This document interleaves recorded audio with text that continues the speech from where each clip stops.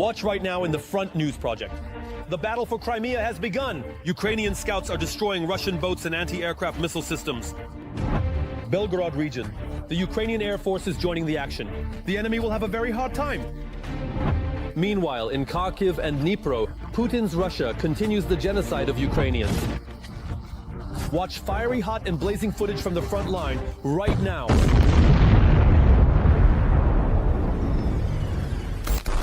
The bloody war continues, a war that Vladimir Putin and his pack unleashed on Ukrainian soil.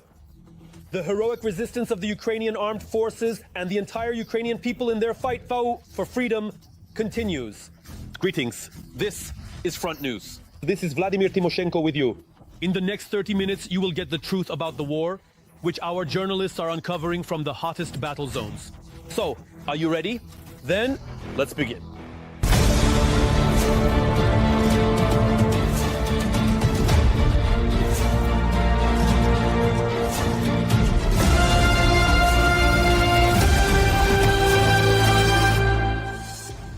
And we start right away with exclusive material. Crimea has trembled once again. Ukrainian scouts are doing their job. In a minute, we will show you unique footage of the destruction of Russian landing boats, as well as the Tor in M2 air defense system. Meanwhile, is the Belgorod region also preparing to welcome the armed forces of Ukraine? Ukrainian military forces have broken through the first line of enemy defense in the Belgorod region and have advanced 3 to 4 kilometers deep. At least that's what the Western press is writing. But what about Putin? Is the Kremlin maniac really starting a new wave of mobilization? A record-breaking spring draft has begun in Russia. According to official information, they plan to mobilize 160,000 Russians. But you understand, this is just the tip of the iceberg. All the details in our report. Masterful work in destroying enemy equipment. Ukrainian scouts in Crimea destroyed 2 Russian landing craft and a Tor M2 anti-aircraft missile system using drones. The high-speed transport and landing craft of Project Zero Sol 2510 BK-16 were hit. These boats are intended for Special Forces units during operations in the coastal maritime zone. In addition, a patrol boat of Project 03160 Raptor was also hit. This is a series of Russian high-speed patrol boats for the coastal zone. But it should also be noted that in addition to the boats, strikes were carried out on the Tor M2 anti-aircraft missile system of the Russian occupation forces. That is, we can say that the main intelligence directorate of the Ministry of Defense of Ukraine continues successful operations in the elimination of both the naval assets of the Black Sea Fleet of the Russian Federation and primarily the missile and air defense systems of the Russian occupiers in Crimea. The Belgorod region also shuddered. There, Ukrainian aviation successfully struck military targets. According to the analysis by deep state analysts, the attacks were carried out in the areas of the settlements of Demidovka and Kondratovka. The General Staff has not yet commented on this information. This concerns strikes on legitimate military targets on the territory of the Russian Federation. The strikes were carried out on the command and control points of the Russian occupation forces, minimizing the possibility of so-called horizontal connections and the organization of active defense. Additionally, as a result of the drone attack, an ammunition depot of the occupiers, placed by Russian military in an uninhabited apartment building, was blown up. Meanwhile, terrorist Russia continues to strike civilian targets in Ukraine. The enemy once again attacked cities with kamikaze drones. A series of explosions occurred in Odessa, Zaporizhzhia, and Kharkiv.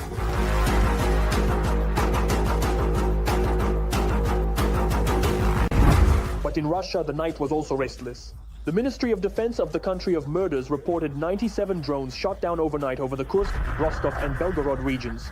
Additionally, Ukrainian forces in the Belgorod region managed to advance 3 to 4 kilometers into enemy territory, breaking through the first line of defense of the Russian army. There is no official confirmation of the information from either the Russian or Ukrainian side yet. In the Belgorod region, the so-called Surovikin lines have been breached, on which more than $200 million from the federal and local budgets were spent. In addition, the the successful actions of the Ukrainian defense forces in the Belgorod region have significantly reduced the activity of Russian troops in the Kursk region. This involves the redeployment of operational reserves from the territory of the Kursk region, an area of active combat, directly to Belgorod. In addition, it should be noted that the Ukrainian defense forces have effectively blocked the possibility of transferring operational reserves of Russian troops from the operational tactical group Belgorod, which numbers up to 60,000 personnel. And the cherry on top, the spring draft has begun in Russia, the largest in the last 14 years. The Kremlin dictator wants to send more than 160,000 people to fight in Ukraine. They will be drafting Russians aged 18 to 30 from April 1st, and this is no joke, until July 15th. Supposedly, these people are not going to be sent to war, but you all understand. However, Russia has fewer reserves and fewer people willing to fight. Therefore, in a few months, the Russian dictator might start another large-scale mobilization. The Russian Federation is facing a shortage of personnel, both on the direct line of combat contact and during mobilization activities. There is objective control data indicating the coercive nature of mobilization activities, including in Moscow. This refers to the actual busing of Russian Federation citizens, where individuals of conscription age are forcibly detained and sent to military enlistment offices for further service in the armed forces of the occupying country. Putin does not want peace. Most experts are saying this. Therefore, he needs as much new cannon fodder as possible.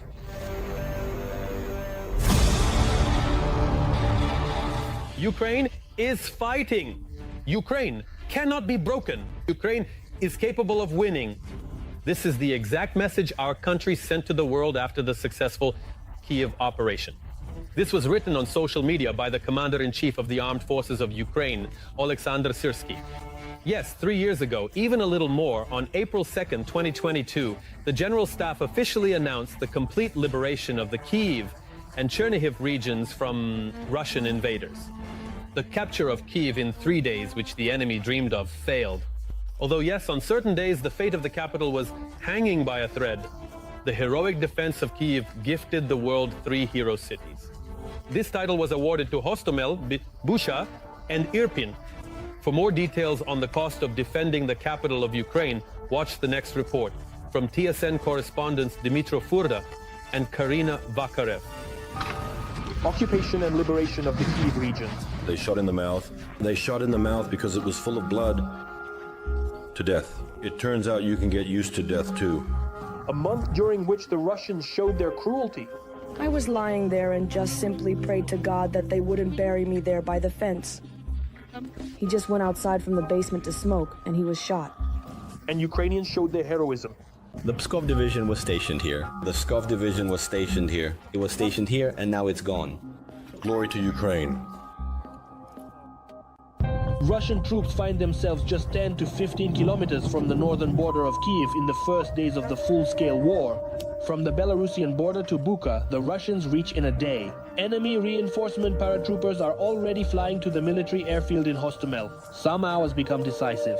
Our defenders disable the airfield's runway.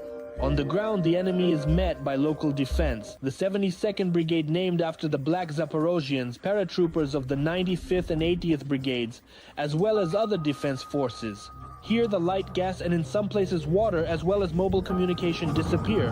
What is happening these days? No one knows for sure there. One thing becomes clear. The defenders of Kyiv are disrupting the enemy's key plan to take the capital in 3 days and seize government bodies. The village of Lukyanivka in the Kyiv or region. It was in this place that the main battle took place. Do you see the knocked out Russian T-72? The mine sticking out of the road is actually not the biggest problem in Irpin right now. It is simply impossible to comprehend the full level of horror that people in Bucha had to endure. At the end of March 2022, elite Russian units are fleeing the capital region as quickly as they advanced a month ago. What the Ukrainian military, journalists, and indeed the whole world will see in the liberated towns is still hard to believe. Irpin, recently a picturesque suburb of Kyiv, is unrecognizable. Houses that were built just 5 to 10 years ago are destroyed. There are simply graves in the yards near playgrounds. Most people, despite the mortal danger, left Irpin. Although during the evacuation, the Russians indiscriminately fired at cars marked with children. Those who stayed are cooking food over a fire and recounting the hell they endured. I am sick with my husband, and my husband is bedridden. We would have left long ago. We are starving here and living in the cold. We have 10 cats here. We have 10 cats here. We recently buried our daughter, and this neighbor died from the blast wave. We buried her there. On one of the streets, there's a telling scene. Destroyed equipment with the letter V, a damaged BMP, and a boot in a puddle. All that remains of the Russian occupier. Among those who joined the defense forces is the multiple mixed martial arts champion Yaroslav Amosov. On the first day, we evacuated our relatives and friends and then returned here. We help in any way we can. On March 25, 2022, the city authorities announced the clearing of Irpin from the enemy. Among the dead were 322 civilians. A few days later, the armed forces of Ukraine liberate the town of Bucha, and the world is even more horrified by what is happening on the European continent in the 21st century. Tortures, rapes, and murders of the defenseless. The bodies of civilians lie throughout the city as if this is not real life, but a computer game. The body of this guy was found by the TSN film crew by chance, just by looking into an unfinished building. They shot him in the mouth. They shot him in the mouth because his mouth was full of blood. Notice the hands are tied, there are no hands.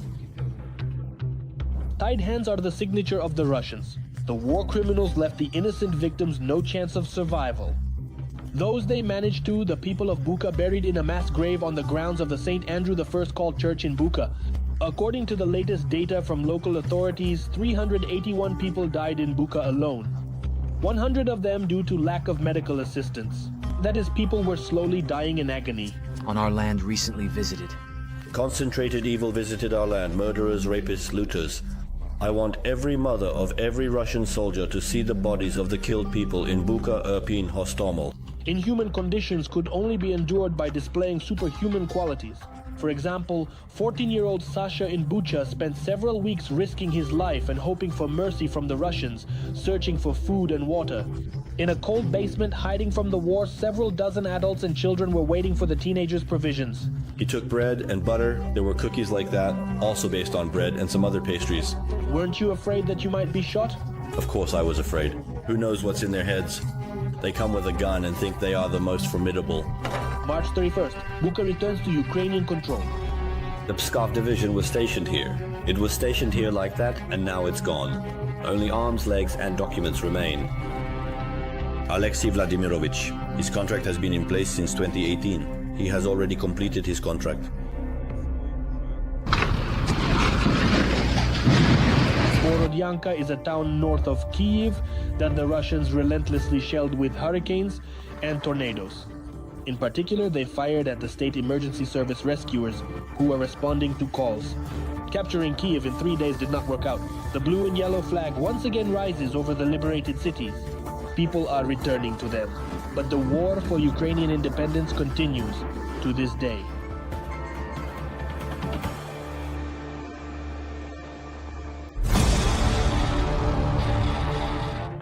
Well, now it's time to analyze the operational situation. On the blazing Pokrovsky front, the enemy continues its signature military terror.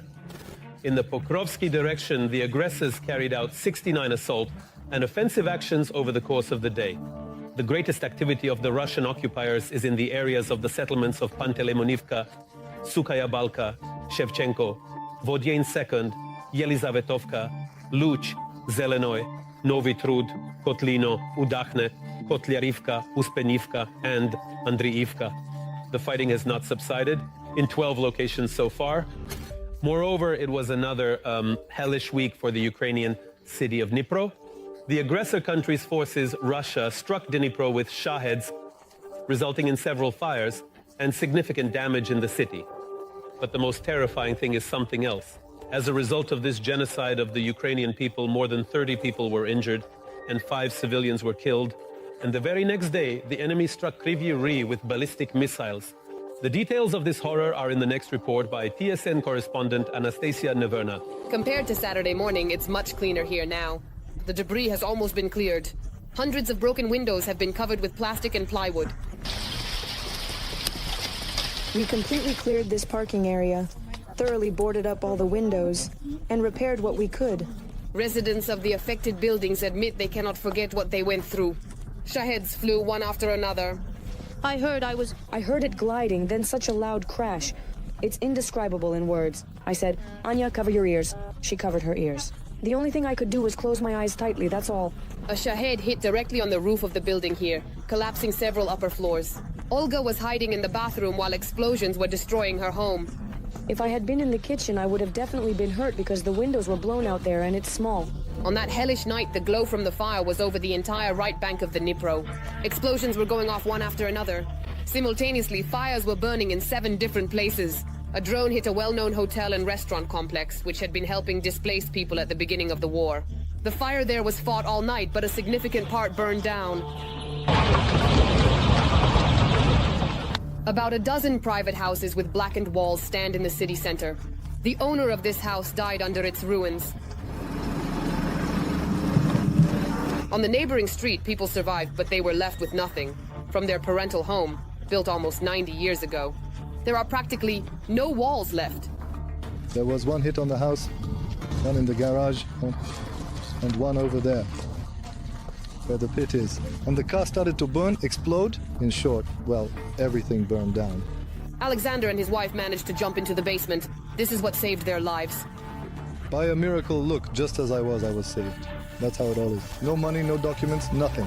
Fedora's house also couldn't withstand the drone attack. The man has been on the front since the 22nd. He went through captivity, rejoined the army, and now the enemy has destroyed his childhood home. I think it can no longer be repaired because the structures are all warped. You can see the roof in general. Debris of enemy metal is scattered along the street. Shahed engine right here. Here's the piston. Almost all the windows were blown out in the apartment building next to the private sector. The glass and debris there have been almost completely cleared. But calming down still isn't possible. We heard the first explosion. We heard the first explosions and immediately gathered, went out into the hallway. But it was already very dangerous to go down. The windows were blown out, glass was scattered around. I hugged the child, dressed her so she would sit calmly, and that's it. That's how we sat in the hallway the whole time. This attack claimed the lives of 4 people. Out of 28 injured, 8 remain in hospitals. 2 are in serious condition. Utility workers have finished clearing the debris, removing about 70 tons of construction waste. And a Ukrainian flag was installed at the destroyed restaurant.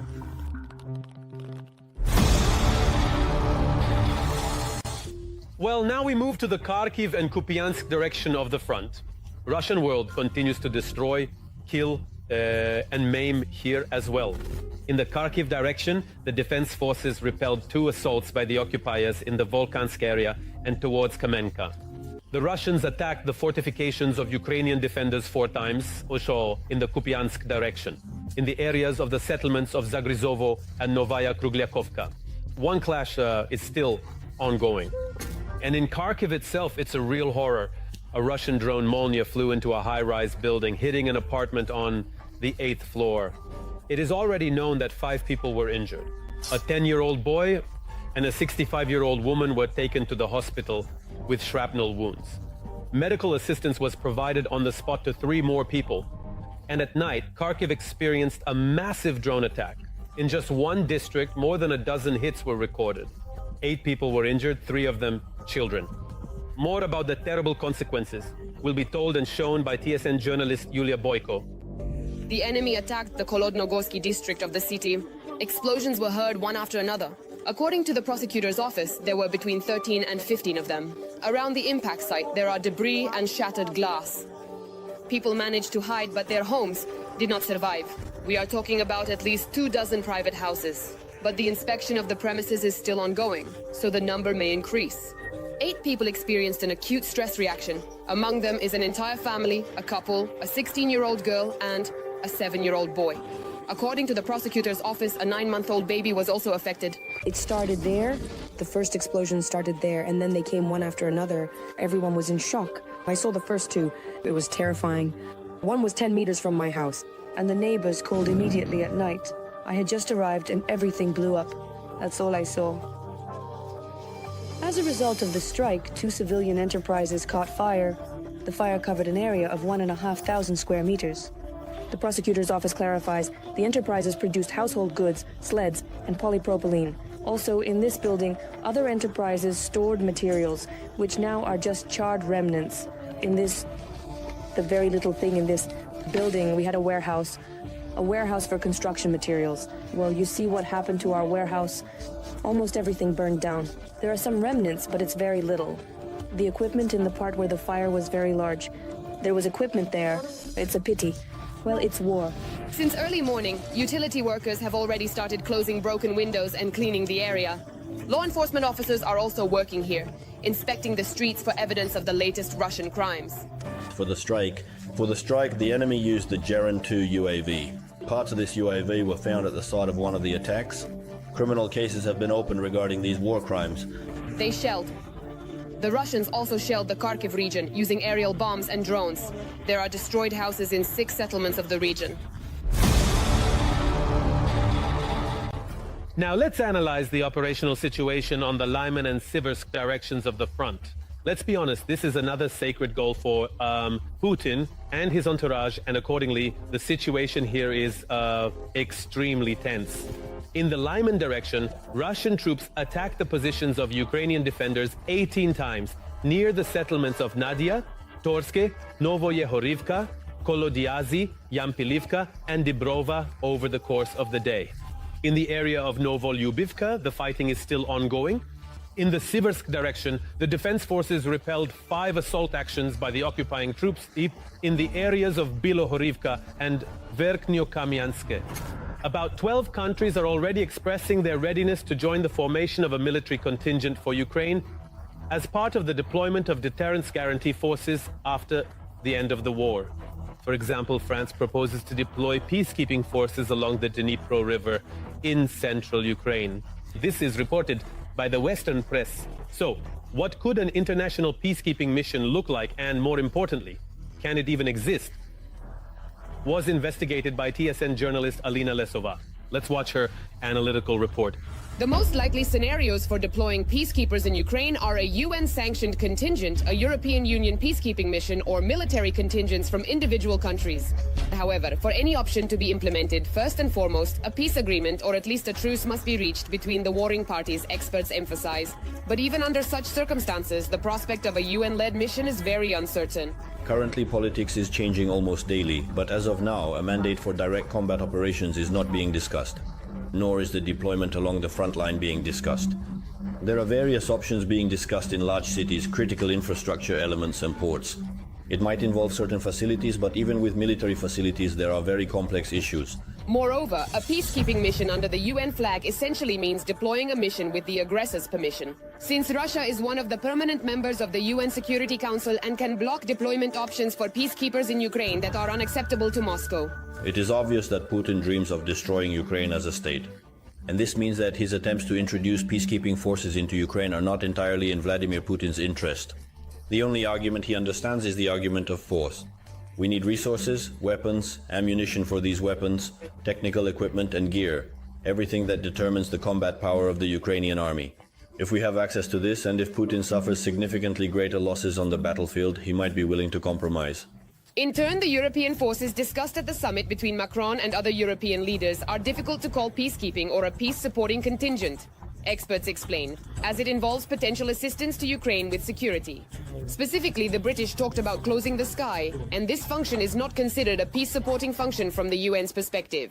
The latter can guarantee the observance of a ceasefire exclusively on land, as the UN simply does not have the means to ensure the observance of a ceasefire in the air and at sea.